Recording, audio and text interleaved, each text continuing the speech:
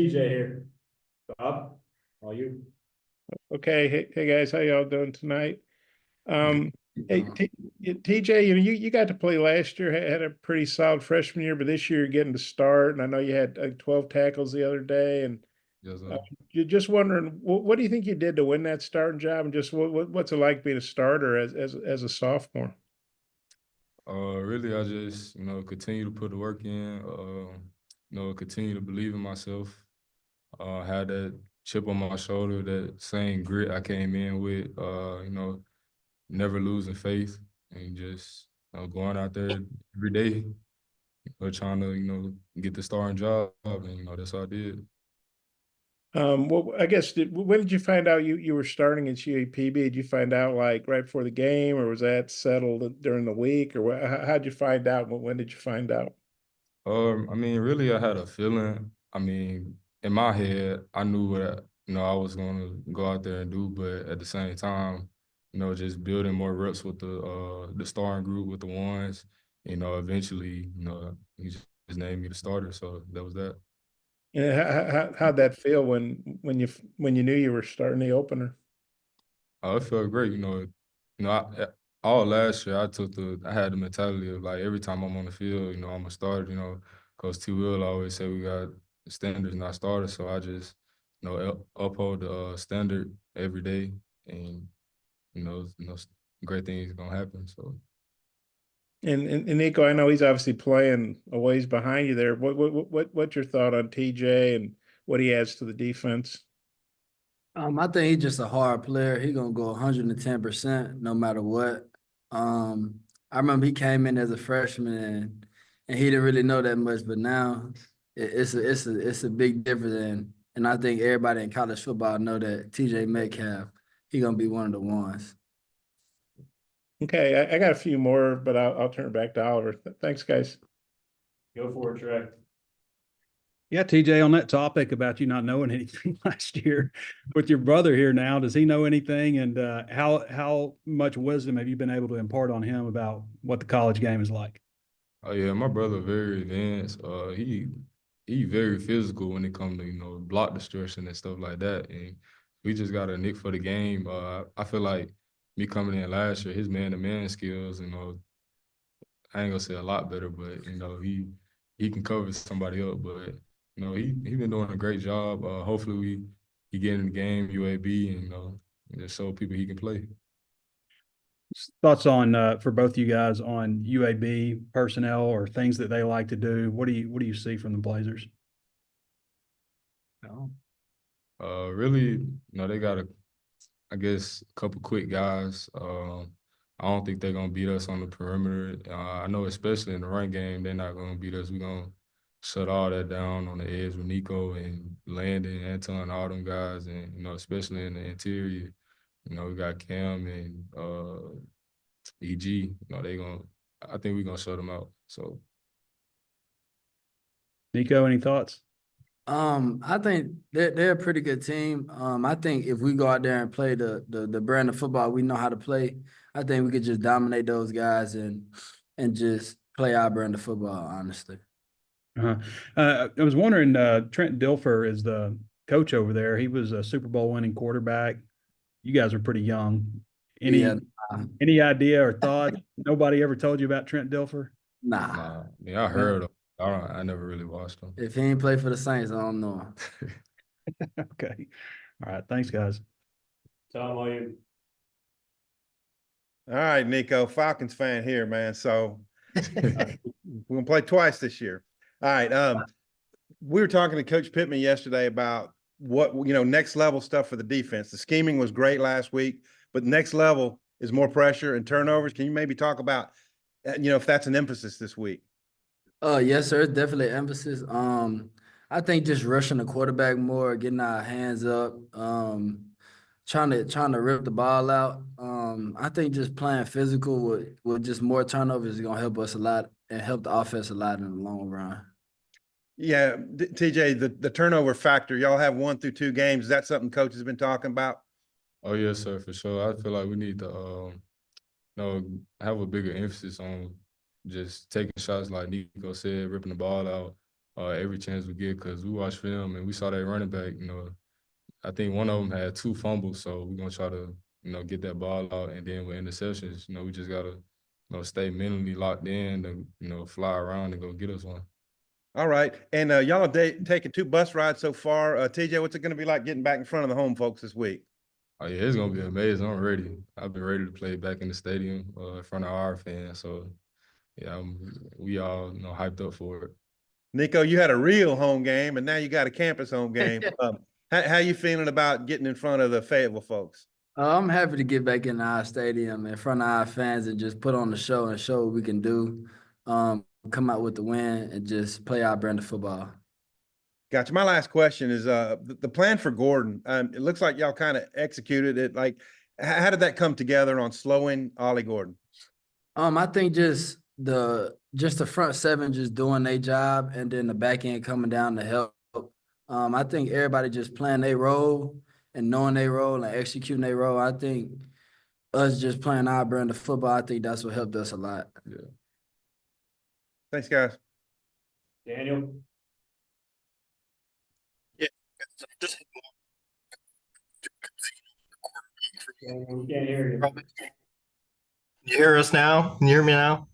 Yeah. Sorry.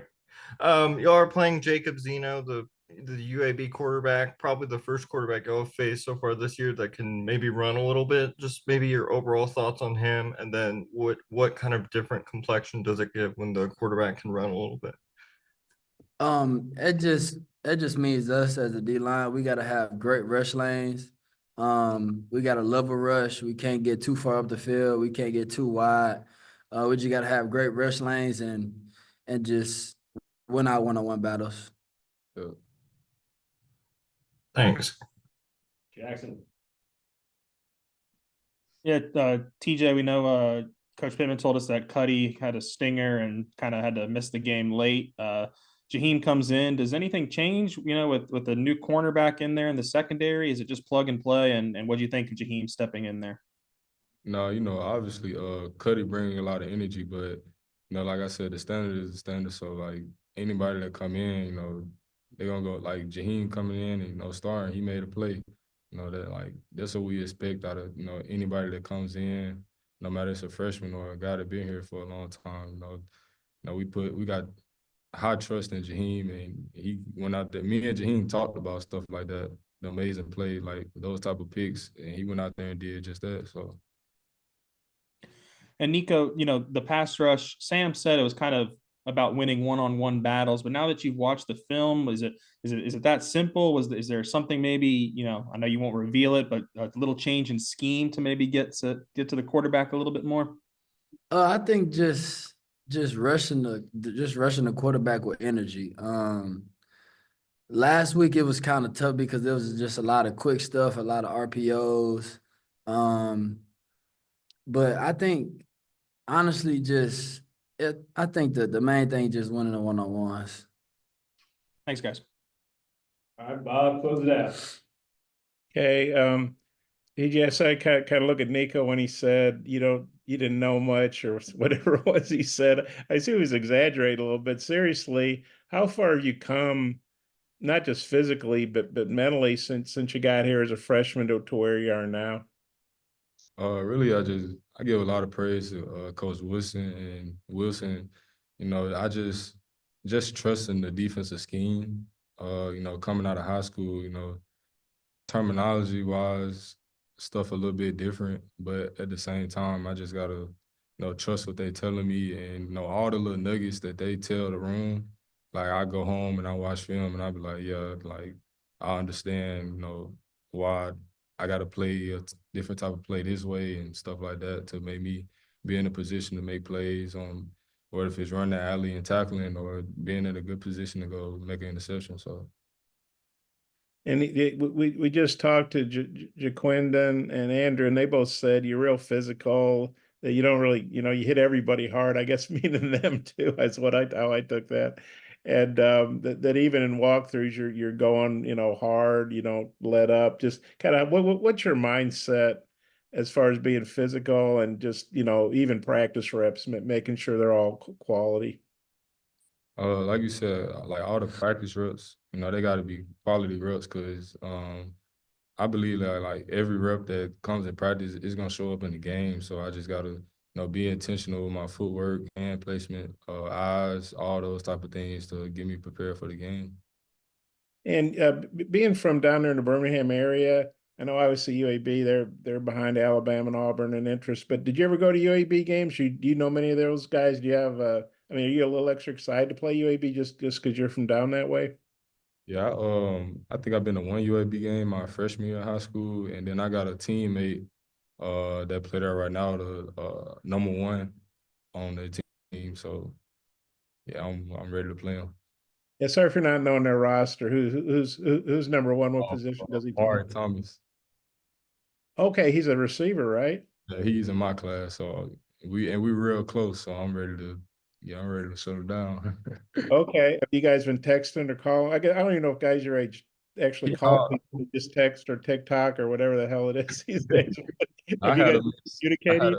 I had a missed call from him during practice, but I'm gonna hit him up after this.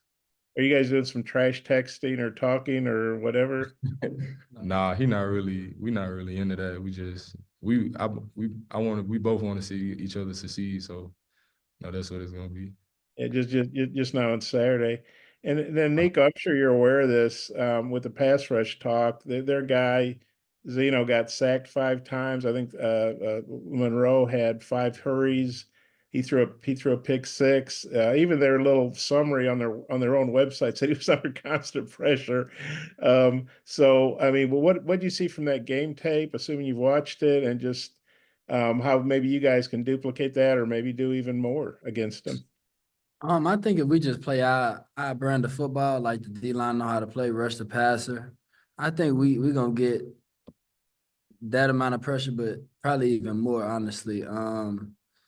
I think the biggest thing for this week for the D line is just winning our one-on-ones in the pass rush game and just taking every rep and just playing 100% full speed. And then TJ, if those linemen are getting in his face and doing stuff, how much does that help you guys on the back end? Maybe be able to make some plays on some balls. Oh yeah, it helped tremendously. I know they're gonna do what they're supposed to do, and then we gonna feed them in the back end. So we just gotta have good eyes and go get us some picks. It's got one more. Sam talked about this after the game, and then again on Monday about tough loss. You did a lot of good things, just wasn't enough to win in the end. You got to flush it. What's been your all's mindset about flushing that, and then just focusing on this next game? Win, lose, or draw. When it comes to the next week, we just flush everything. Just trying to get ready for the next game because last week game don't win you or lose you the coming up week game. So I think just focusing on our next opponent and going over the film from last week and just trying to fix the little things we messed up on and just clean everything up. I think everything is gonna be good for us. TJ, you got a thought on that? Really just like you said, the word is just flushing it, and we can't harp on the loss. We got what 10 more games to play, so just got to go out there and win them all. That's the mindset. Okay, thanks, guys. Good stuff, guys. We'll see you Thank you. Saturday.